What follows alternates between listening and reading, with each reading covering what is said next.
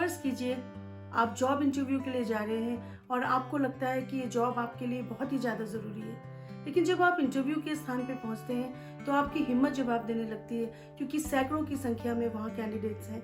आपको ऐसा लगता है कि मेरे लिए शायद बहुत मुश्किल है ये जॉब को प्राप्त करना, काश कोई इन्फ्लुएंशियल व्यक्ति मेरी पहचान का होता तो मेरे लिए ये काम आसान हो जाता।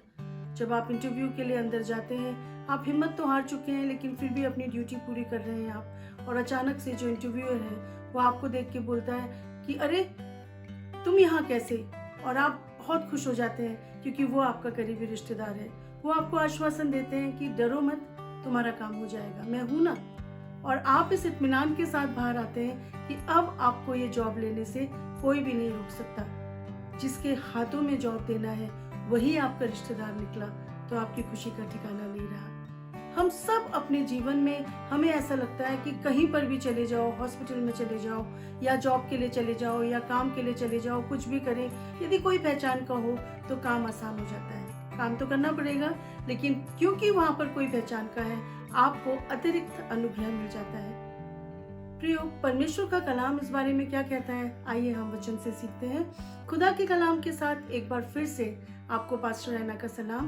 प्रियो, यदि हम दूसरा इतिहास 16 अध्याय उसके 9वें पद को पढ़े तो यहाँ पर लिखा हुआ है कि परमेश्वर की निगाहें पृथ्वी पर चारों ओर फिरती हैं कि जो निष्कपट हो उस पे अपना अनुग्रह प्रदान करे, उसकी सहायता करे अपनी सामर्थ से।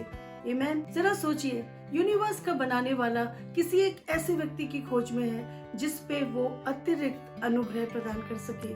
दाऊद ने इस बात को समझा और इस कारण प्रियो वो बार बार अपने मुंह से परमेश्वर की महिमा को करता था। जब परमेश्वर ने दुनिया को बनाया ना, तो इंसान के अंदर उसने अपनी श्वास फूकी तो जो वचन निकले बाहर इंसान के, वो परमेश्वर से मिलते जुलते थे। अब परमेश्वर की वचनों की सामर्थ इंसान के भीतर भी आ गई, इसलिए जब वो बोलता है तो उसके जीवन में होने लगता है कुछ ना कुछ। आमीन। और यदि हम देखें भजन संहिता 23वां अध्याय उसके 6 पद में लिखा है, निश्चय भलाई और करुणा जीवन भर मेरे साथ साथ बनी रहेगी और मैं यहोवा के धाम में सर्वदा वास करूंगा। उसने एक दिन का कॉन्ट्रैक्ट नहीं लिया, 2 साल का कॉन्ट्रैक्ट भी नहीं लिया प्रियो, वो जीवन भर की बात कर रहा है। निश्चय करुणा और भलाई जीवन भर मेरे जीवन में बनी रहेगी। आमीन। दाऊद ने छोटी आयु में ही इस बात की खूबसूरती को जान लिया था कि the more you speak the positive word, the more you speak about the goodness of God, you are going to get the favour of God in your life. आमीन। इस कारण परमेश्वर के अनुग्रह ने उसको हमेशा उसके शत्रुओं पर विजय प्राप्त करने पर सहायता करी। उसने बार बार लिखा, भजन संहिता 23 की बात हम करें, परमेश्वर मेरे शत्रुओं के सामने मेरे लिए मेज बिछाता है, मेरा कटोरा उमड़ रहा है, निश्चय भलाई और करुणा मेरे जीवन पे बनी रहेगी। वो मुझे हरी हरी चराइयों में चराता है। हर समय उठते बैठते उसके जीवन से, उसके मुंह से परमेश्वर के अनुग्रह के बारे में बातचीत होती रहती थी। आमीन। उसने सिर्फ सोचा नहीं इस बारे में काश मुझे अनुग्रह मिलता, but he declared about it. उसने उठते बैठते इस बात की घोषणा करी कि मुझे तो परमेश्वर का अनुग्रह चाहिए।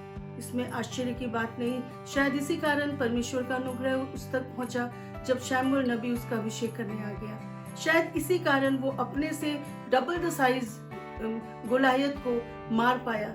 शायद इसलिए राजा शाऊल प्रभावी होने के बावजूद भी उसके विरोध में कुछ भी नहीं कर पाया। प्रियो, ये परमेश्वर का ही तो अनुग्रह था जिसने उसे एक छत्र साम्राज्य बनाने में मदद करी।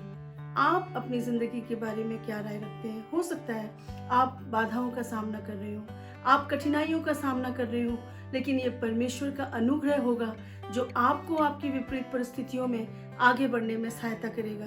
केवल इसके बारे में सोचिए मत, बल्कि बार बार अपने मुंह से इसका बयान जरूर कीजिए। परमेश्वर आपको उन स्थानों में लेके जाएगा जहां जाना आपके बस की बात नहीं है। आप उन स्थानों में फतह प्राप्त करेंगे जहां आप सोच भी नहीं सकते। आप उन चीजों को, महत्वाकांक्षाओं को पूरा होते हुए देखेंगे जो आपके बस की कभी थी नहीं, क्योंकि परमेश्वर का अनुग्रह आपके जीवन में आएगा। आमीन। परमेश्वर का अनुग्रह उन द्वारों को खोल देता है जिन्हें मैं खुद नहीं खोल सकती। आइए हम एक निर्णय लें कि उठते बैठते जगते सोते हमारे मुंह से परमेश्वर की महिमा होगी। We will speak something which will do good to our lives. Amen. आइए हम अपने मुंह के द्वारा परमेश्वर की महिमा में ये प्रार्थना करें। प्रभु धन्यवाद कि आपका अनुग्रह ताज जिंदगी मेरे जीवन पे बना रहेगा। प्रभु धन्यवाद कि आपके अनुग्रह से मैं अपने जीवन में बाधाओं का सामना कर पाऊंगी। प्रभु धन्यवाद कि आपका अनुग्रह मुझे जीवन में विजयी जीवन व्यतीत करने में सहायता करेगा। यीशु मसीह के जीवित और सामर्थ्य नाम से आमीन। परमेश्वर आपको आशीष दे।